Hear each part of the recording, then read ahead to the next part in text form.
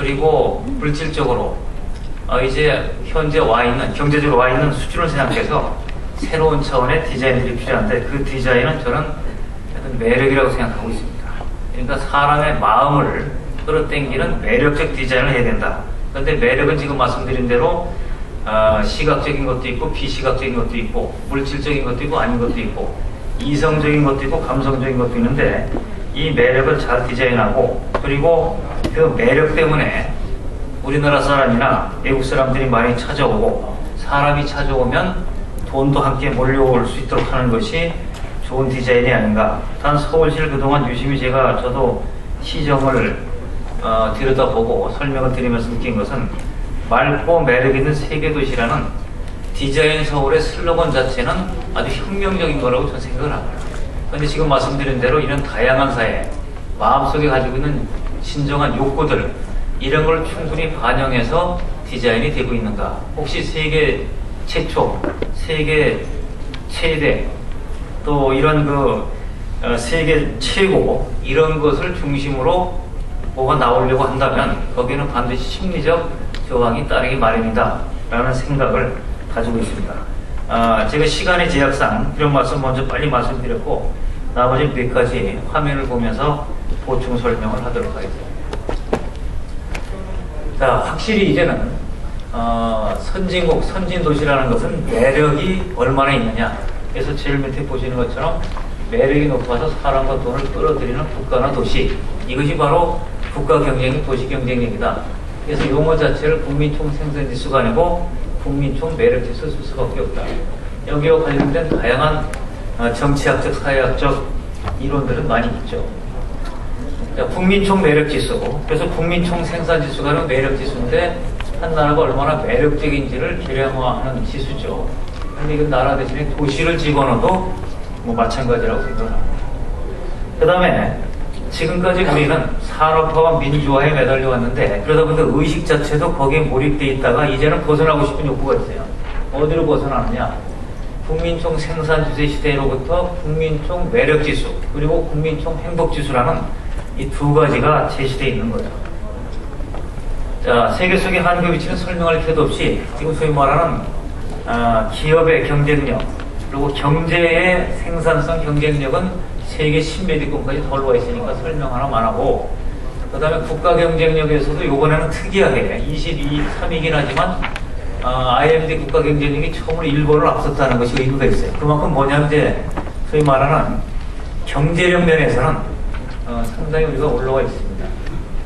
거기에 비해서 국가 브랜드 파워는 20위권도 들어와 있지 않고 31위, 아놀트 지수로 31인데, 이걸 우리가 지금 G20 정상회담을 여는 나라로서는 뭐 상당히 떨어지는 거죠. 이거 브랜드가 파워가 떨어지는데, 이런 것들이 다 결국 뭐냐면 새로운 패러다임, 매력 패러다임이 빠져있기 때문에 국가 브랜드도 떨어지는 것이 아닌가. 그래서 맑고 매력 있는 세계도시 서울대에 있는데, 이 맑고는 여러분이 아시다시피 공기가 맑고 물이 맑고 부정부패가 없는 그런 중의적인 거죠. 매력 있는 예적 매력 디자인 서울, 내적 매력, 물론 내적 디자인이 있죠. 거기 문화와 예술과 역사의 디자인인데 이런 것들, 그리고 이제는 글로벌 차원에서, 그래서 여기에 이런 슬로건을 가지고 디자인 경영을 계속 해왔기 때문에 다양한 성과를 냈고, 그리고 워낙 빠른 속도로 큰 일을 하다 보니까 다양한 거부 심리, 거부감을 또 갖고 있는 것도 현실입니다. 더 좀 어려운 사람에서 돈을 써야지 왜 디자인 서울, 또 시각적으로 눈에 보이는 거 이런 데다가 돈을 쓰고 있는가라는 우수한 비판들이 그래서 있었던 거죠. 자, 매력도시 창조에는 예를 들면 뭐 우리가 시드니에 오페라 하우스 생각을 하는데, 제가 볼 때 그 비슷하게 나오면 경쟁력이 없는 거죠. 더 멋있어야죠. 더 매력이 있어야 되고, 그리고 우리가 즐기는 것이 아니라, 서울 시민만 즐기는 것이 아니라 세계인이 와서 거기 한번 꼭 가보고 싶다라는 쪽으로 나와야 되기 때문에, 이제는 거의 다 뭐냐면 아트가 들어가고 명품, 매력을 집어넣어서 지금 작업들을 해오고 있는 거죠. 제가 와이프하고 얘기를 하다가, 이 왜 자꾸 늦게 들어오느냐. 제가 어떻게 술 먹고 들어가서 나만 늦게 들어오는 게 아니고 대한민국 남자는 다 늦게 들어간다. 그때 근거를 대라. 이게 또 근거를 찾아서 됐어요. 어떤 직장인 대상 조사한 거 봤더니 집에 잘 안 들어가더라고요, 사람들이. 그래서 왜 안 들어가는 근거를 찾아봤더니 집보다 매력적인 데가 너무 많기 때문에 안 들어가는 결론은. 그래서 이 가정주부가 문제가 있는 게 아니라 너무나 매력적인 곳이 많기 때문에 퇴근한 다음에 하루 종일 스트레스 받고 일하다가 매력적인 데를 간다. 직장인이 볼 때 매력적인 데가 어딨나 했더니 강남에 있는 와인바 멋있죠. 뭐 이 가격 파괴도 되고, 그리고 서브하는 사람들은 한류스타 같은 사람이 서브를 하고 인테리어도 멋있고 실내 음악도 멋있고 이런데 포장마차도 가보면 세계적 명품 같아요, 제가 볼 때는. 그리고 지금 한강 다리 위에 있는 이 전망 카페에 가보면 진짜 멋있어요. 밖에서도 멋있지만 안에 들어가서 한강을 보면 너무 멋있죠. 이런 것들이 너무 매력적이니까 퇴근하고 스트레스 받다가 의무적으로는 노래 가사에 들어가고 싶습니다. 즐거운 곳에선 날 오라 하여도 내 갈 곳은 우리 집뿐이라고 돼 있는데 갈 거는 어디로 가냐면 정 이런 데로 가는 거예요. 그래서 집에 안 들어가는 거다. 유일한 해결책은 가정의 매력도를 높이는 거다라고 제가 주장을 했더니 아내가 화를 내더라고요. 집이 무슨 서비스 업종인 줄 알겠냐고. 그런데 그 와이프를 데리고 제가 여기를 가봤어요. 강남에 또 와인바도 몇 군데 갔어요. 와이프하고 이런 데를 데이트하듯이 가본 적이 별로 또 많지 않죠. 저도 바쁘니까. 근데 와이프가 여기를 가서 보더니 이야 정말 기가 막히네. 서울이 왜 이렇게 바뀐 거야 갑자기.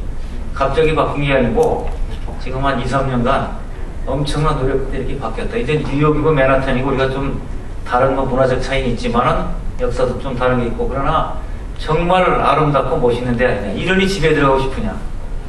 자, 그렇게 얘기를 했어요. 그랬더니 와이프도 시인을 하고 지금 저희 집도 지금 뜯어고치느라고 지금 상당히 매력적인 가정으로, 뭐 길은 그거밖에 없어요. 빨리 남편이 들어오려면 매력이 있어야죠.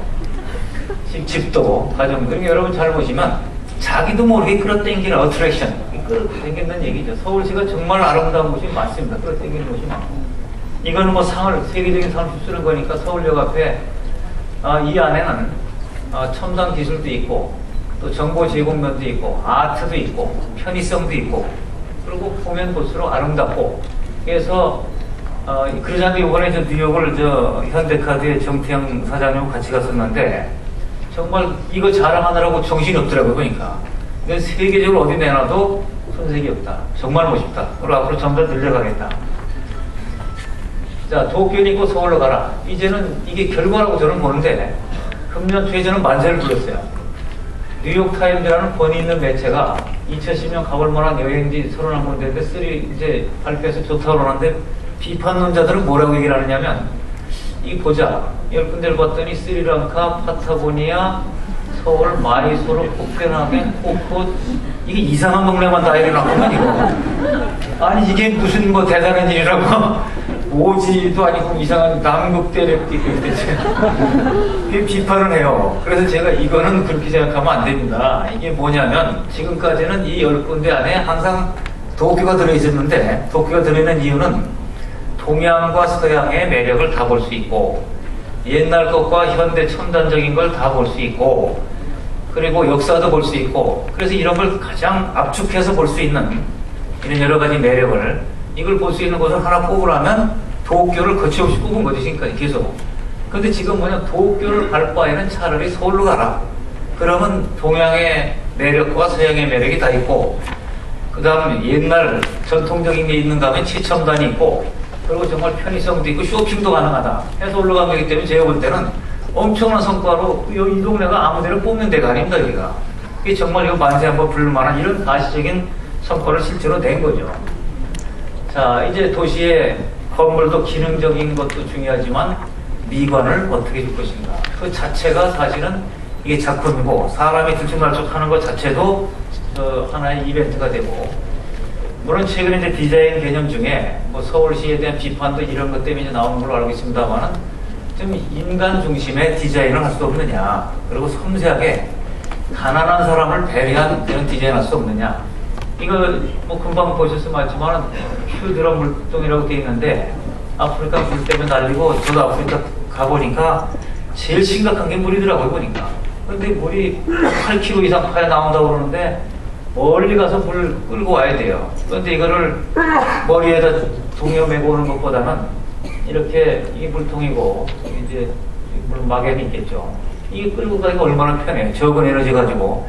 그래서 디자인을 할 때 소위 말하는 평균 경제력, 그 다음에 이 보통 사람들만 할 것이 아니라 가난하고 힘없는 사람을 충분히 반영한 디자인. 예를 들어 물통이지만 그거 말고 건물조차도 또 모든 예를 들어서 또 우리가 또 장애인들이 많이 있는데 이분들이 편안하게 할 수 있도록 이런 것을 배려한 인간 중심의 디자인이 최대한 들어와야 된다.